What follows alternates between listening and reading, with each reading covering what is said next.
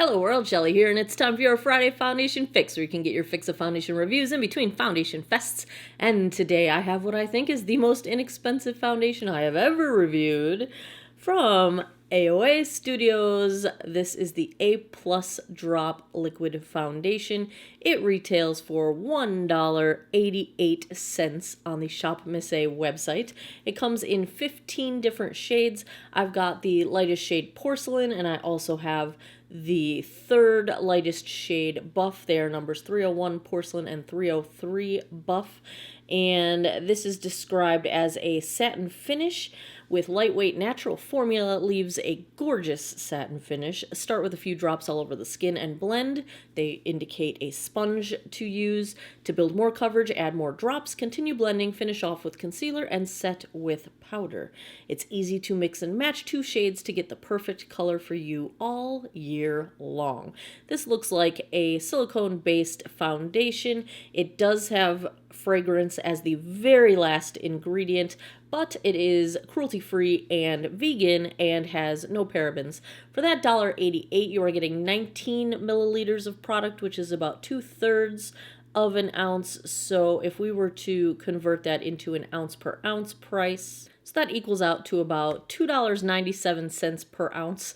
A $3 per ounce foundation, still the cheapest I think I have ever reviewed.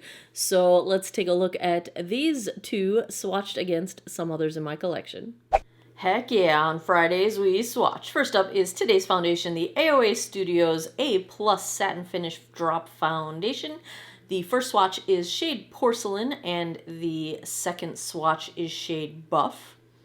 Third, I've got the Wet n Wild Photo Focus Dewy Foundation in shade Shell Ivory.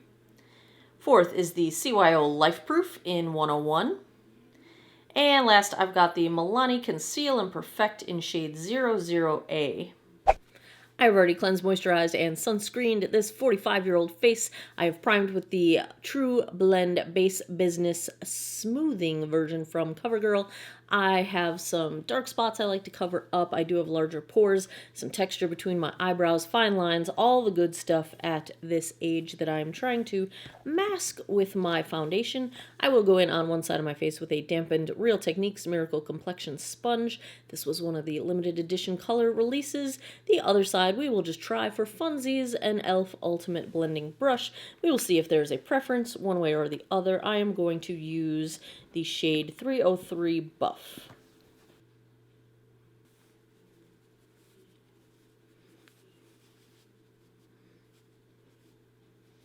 This blends out very easily with the sponge. I'd say we're getting a nice light coverage, some cancellation of redness. It is clinging immediately to the dry skin around my nostrils, but it does not appear to be clinging anyplace else that has dry skin, and my nostrils are always a trouble spot. Let's try the brush side. This looks like a very nice finish either way, brush or sponge, so I would say go with whatever your preference is.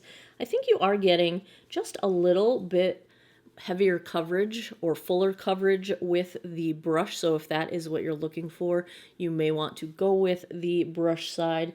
It's clinging a little bit to the dry skin on my nostrils on the brush side, but not as bad as the sponge side, which is ironic because usually the brush is going to accentuate the exfoliation of any flaky dry skin, whereas a sponge generally won't do that.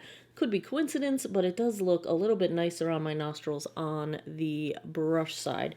I still have a little bit of product from what I had pumped out, so let's try to get a little more coverage on my sunspots and even this out a little bit.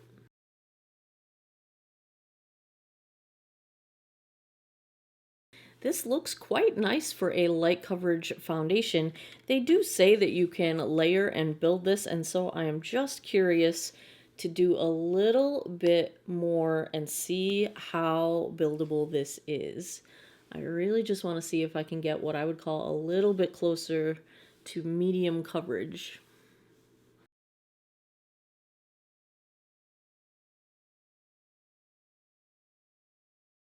This coverage is definitely buildable. It does start to look just a little bit more heavy as you build it up, but if you're willing to sacrifice that look of wearing a little bit of makeup for coverage, I think you can get this to cover quite well. I can barely see my sunspots over here, and so that's pretty good coverage with not a lot of product. I think we are in pretty good shape starting out.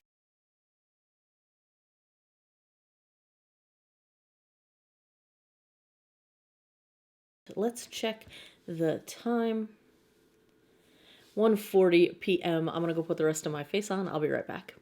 Okay, so I did end up setting my face with the Milani Prep Set and Glow powder. This is the translucent one because the instructions recommended setting with powder, and I felt like as this dried down, I started to see sort of like areas of makeup where it was just on top of the skin and it was no longer smooth and sort of blended. The powder did help to re-smooth everything out.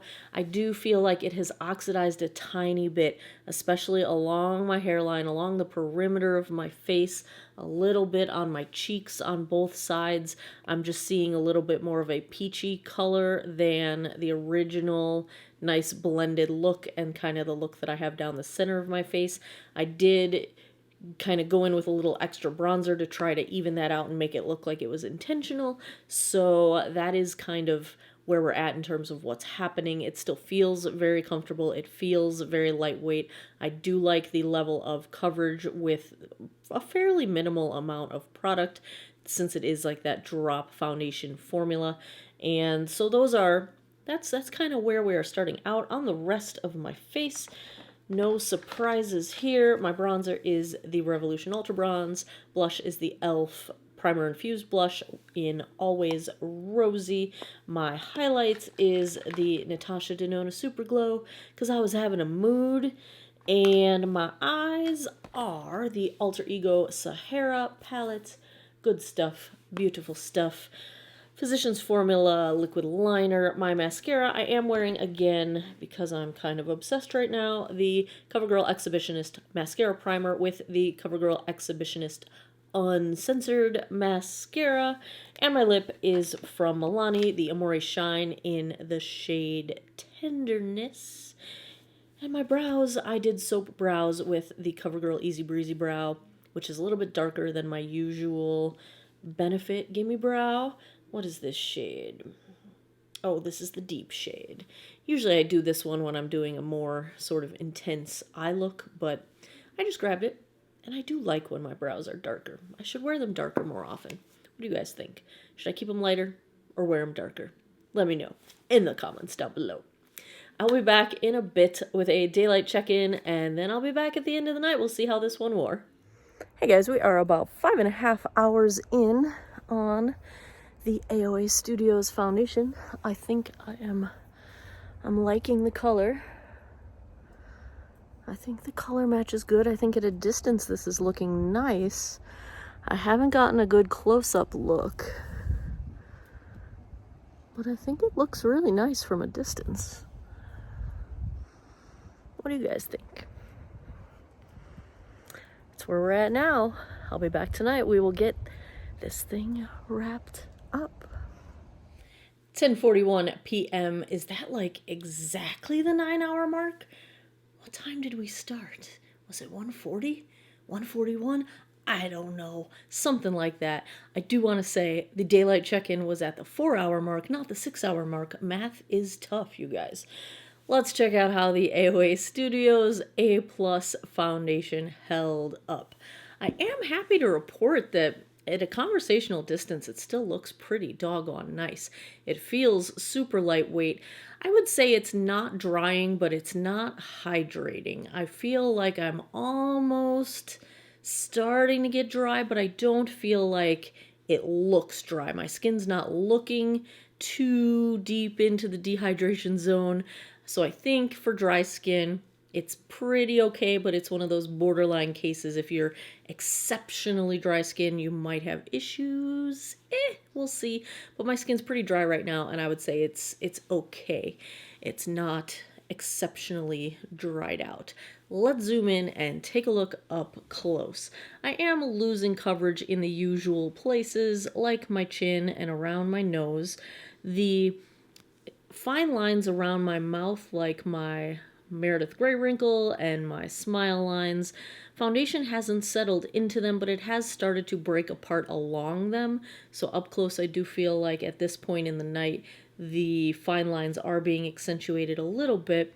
It's caking up a little bit around my nostrils, and there are a couple spots on my face where I feel like the product is sort of a little bit cakey, like a little bit gathered and not quite smoothly blended. That said, I do think this is nicely smoothing on pores and nicely smoothing on texture.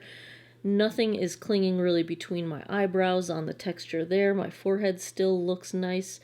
So this has a lot of pros going for it. There's one little spot on my cheek that I feel like a piece of foundation like flaked off, or maybe it was a piece of skin that flaked off with foundation, but I have a hole in my foundation right there. So I'm not entirely sure what happened there. I do think it oxidized maybe half a shade.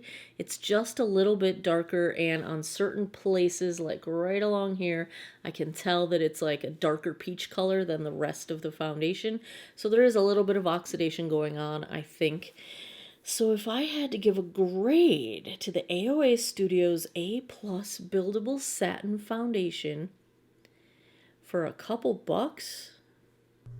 We interrupt this grading session for an update. I originally rated this foundation as a grade of B, a solid B, but having worn it several more times since filming and also trying it as a mixer, I am going to upgrade the score to an A-. This stuff wears very, very well. It mixes exceptionally well, and I think you get a really good wear time without aggravating dry skin. It looks really nice. It has a very pretty finish, nice satin, not too dewy, not too dry. I like it. We're going A-. Back to your regularly scheduled video. I think it looks very nice at a conversational distance. Up close, it's above average, but I'm not quite as impressed as I would be if I was going to give it that excellent rah-rah. But doggone, yeah, this is totally wearable. And color me shocked. Color me shocked. I don't know how they do it. This is a glass bottle too. I don't know how they do it. I'm impressed. I'm going solid B. There you have it. We have just been rolling through the drugstore priced makeup lately, especially on the foundation side. I have some more foundations coming, don't you worry. There's always more. There are always more. What do you guys want to see next? I've got a Pixie one. I've got the new ColourPop, I think it's a tinted moisturizer. Let me know in the comments down below what you want to see next. High-end too. I got it all, you guys. I got lots of stuff. Ooh, I got the new Milani. I got lots of stuff. Let me know in the comments what you would like to see next. If you enjoy foundation reviews, if you would like me to do more of them, give me a thumbs up down below. Please subscribe if you haven't already. I post new videos every Monday, Wednesday, Friday, 9 p.m. Eastern Time. And as always, thanks a lot for taking some time out of your day to geek out over makeup with me. I appreciate it, and I hope you guys all have an awesome day or night wherever you are in the world. Take care of each other. Bye-bye.